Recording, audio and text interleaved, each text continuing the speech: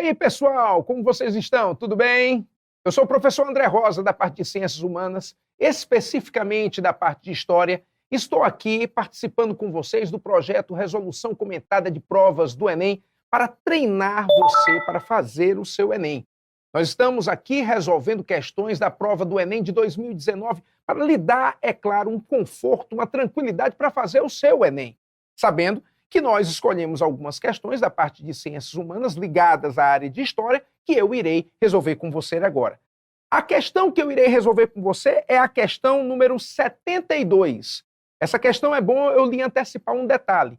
Ela tem exatamente duas apresentações, né? Apresentações aqui com artigos, com itens, que eu vou mudando aqui para vocês. Eu quero que vocês vão me acompanhando. Esses itens é necessário que você tenha uma observação bem detalhada a eles. Então, eu vou lê-los de uma maneira bem tranquila, para depois, ao passar o slide, você estar memorizado com essas informações, tá certo? Vai me acompanhando aí na questão 72. Artigo 90. As nomeações dos deputados e senadores para a Assembleia Geral e dos membros dos Conselhos Gerais das províncias serão feitas por eleições, elegendo a massa dos cidadãos ativos em assembleias paroquiais, os eleitores de província e estes os representantes da nação e província. Artigo 92. São excluídos de votar nas assembleias paroquiais: 1. Os menores de 25 anos, nos quais se não compreendem os casados, os oficiais militares, que forem maior de 21 anos, os bacharéis formados e os clérigos de ordens sacras. 2. Os filhos de famílias que estiverem na companhia de seus pais, salvo de servirem a ofícios públicos. 3. Os criados de servir, em cuja classe não entram os guarda-livros, e primeiros cacheiros das casas de comércio, os criados da casa imperial, que não forem de galão branco, e os administradores das fazendas rurais e fábricas. 4. Os religiosos e quaisquer que vivam em comunidade claustral. 5. Os que não tiverem de renda líquida anual 100 mil réis por bens de raiz, indústria, comércio ou emprego. De acordo com os artigos do dispositivo legal apresentado, o sistema eleitoral instituído no início do Império é marcado pelo ou pela. Eu vou deixar nessa mesma apresentação, nessa mesma questão, principalmente para você avaliar nesse artigo 92 a ideia desses excluídos. Vamos, em primeiro lugar, entender que período eu estou. Quem sabe até fazendo uma colinha, fazendo uma olhadinha aí na fonte dos próprios textos, dos próprios artigos, já que eu estou falando da primeira Constituição brasileira, que é a Constituição de 1824. Estou, portanto, com uma questão de história do Brasil, uma questão, portanto, para lembrar esse momento imperial brasileiro. Só relembrando bem rápido, na história do Brasil nós temos 3 fases: colônia, império e república. E no império nós temos 3 fases: primeiro reinado, regência e segundo reinado. Para essas 3 fases do império eu tenho a mesma Constituição, que é criada no tempo do primeiro reinado, que é uma Constituição de 1824. A primeira Constituição do Brasil, que vai ter uma série final atual de 7. Eu tenho a Constituição de 1824, eu tenho a Constituição de 1891, eu tenho a Constituição de 1934, eu tenho a Constituição de 1937, eu tenho a Constituição de 1946, a de 1967 e a de 1988, que é a atual Constituição. Quando uma lei é feita, ela tem a opção de ser ou outorgada ou promulgada. Promulgada é uma lei votada, outorgada é uma lei imposta. Promulgada, existem representantes para votar e fazer.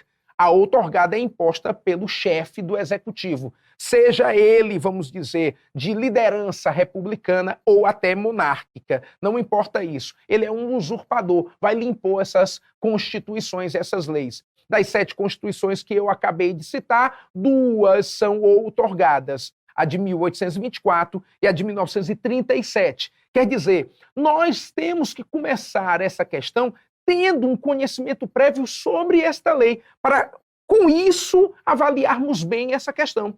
Então, o que é que eu estou falando? Eu estou falando de história do Brasil. Em que período eu estou? Eu estou no Império Brasileiro. Mais precisamente, em que período eu estou? No primeiro reinado. Como é que eu sei que eu estou no primeiro reinado? Porque eu estou falando da Constituição de 1824, que é criada por Dom Pedro I. Portanto, é primeiro reinado. Estou com a fonte, estou com o indicativo. E essa Constituição durará por todo o Império. Mas na sua criação, eu estou no primeiro reinado. Essa Constituição tem que características. Quais seriam as características que é bom eu relembrá-la? Primeiro, é uma Constituição outorgada, como eu acabei de fazer a menção, que no caso, a Constituição sendo outorgada quer dizer que a Constituição foi imposta. Outra coisa que é importante você saber, que essa Constituição ela criou um poder para o imperador, para o rei brasileiro, que a palavra mais certa é rei, tá? Para o rei brasileiro, de dizer que ele é unitário, ele tem um poder monárquico, hereditário e vitalício. Quer dizer, só ele governa como rei, passa esse poder de rei para o seu filho e governa até morrer. Isso, portanto, já por essa apresentação, por essa condição, concorde comigo, faz com que você entenda como é difícil, como é complicado governar ou ter participação popular nesse governo brasileiro. Não se tinha. É por isso tantas instabilidades, tantos problemas, principalmente com a população. Aí você diz, mas André Rosa, no tempo do Império existia escravidão e os negros, eles não faziam revoltas. Como não? Muitas fugas, muitos conflitos existiam. Tudo bem que por eles não terem suporte suficiente, era muito difícil a vitória deles. Mas, sem dúvida nenhuma, existiam muitas resistências. Resistências sociais, resistências políticas e resistências a essa Constituição. Por sinal, vai ser feita até mesmo uma revolta no Nordeste, onde o Ceará é incluído juntamente com Pernambuco, com o Rio Grande do Norte e a Paraíba, fazendo uma revolta chamada de Confederação do Equador. Imagine o Brasil ser dividido e o Nordeste ficar independente. Esta era a intenção da Confederação do Equador, tentando se separar do Brasil, se livrando dessa Constituição e desse imperador que eles não consideravam mais, ou pelo menos não queriam mais, porque infelizmente acabaram sendo derrotados. Voltando ao assunto. Constituição outorgada, Constituição com esses poderes, Constituição com voto censitário. O que era um voto censitário? Voto censitário é um voto baseado na renda do cidadão. Só podia votar quem tivesse dinheiro. Então só podia votar a elite. Você viu, está aí apresentado para você o artigo 92, quantas exclusões? Exclusões de menores, exclusões de tipos de filhos, exclusões de questões sociais. Quantas exclusões? Porque só ficava quem tinha dinheiro, só ficava o homem adulto rico. Só ficava o homem adulto rico, alfabetizado. Homem adulto rico alfabetizado. É muita exclusão, certo? Mas vamos lá, o Senado era vitalício, as províncias ligadas ao Estado, ligado ao imperador, e principalmente uma característica que você não pode esquecer, que é a cara da Constituição de 1824, é que lá existem 4 poderes: o executivo, o legislativo, o judiciário e um 4º poder chamado de poder moderado. Este poder é do imperador e este poder manda nesses. Quer dizer, a palavra final vinha do imperador, a palavra final vinha do conceito dele. Por isso, podemos até mesmo considerar que o Brasil teve uma monarquia absoluta, pelo menos no tempo de Dom Pedro I. No tempo de Dom Pedro II, que é um outro assunto, a gente reavalia, mas o poder moderador deixa ele realmente mais forte, mais poderoso.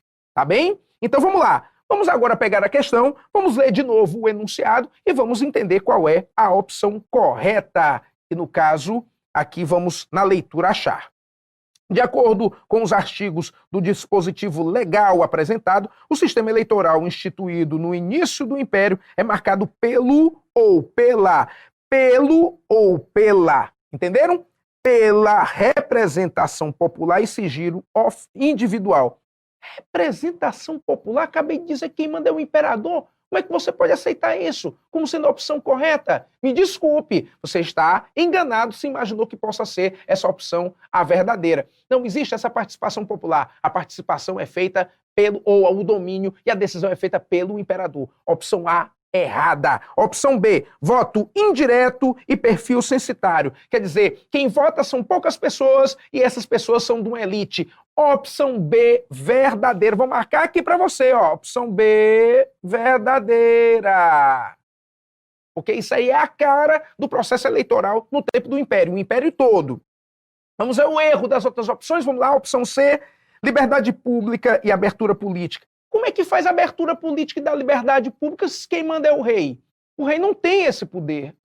Me desculpe, o rei só ele tem o poder. O povo é que não tem poder nenhum. Então, nesse caso, não existe essa liberdade. A opção está errada. Opção D, ética partidária e supervisão estatal.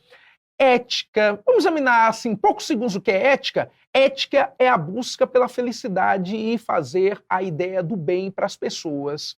Será que o imperador, quando fez essa Constituição, ele teve ética para a população? Ele queria fazer o bem para as pessoas? Eu estou explicando ética de uma maneira simples, fácil, para você entender o item. Será que existe essa preocupação do imperador em fazer esse povo feliz? Ele fazendo essas leis só para ele? Se você está respondendo que não, então o item está falso. Entenderam? Opção E, caráter liberal e sistema parlamentar. O caráter liberal com absolutismo está fora. A opção E está errada. Então, eu estou confirmando aqui a vocês que a opção correta da questão 53 é a opção B.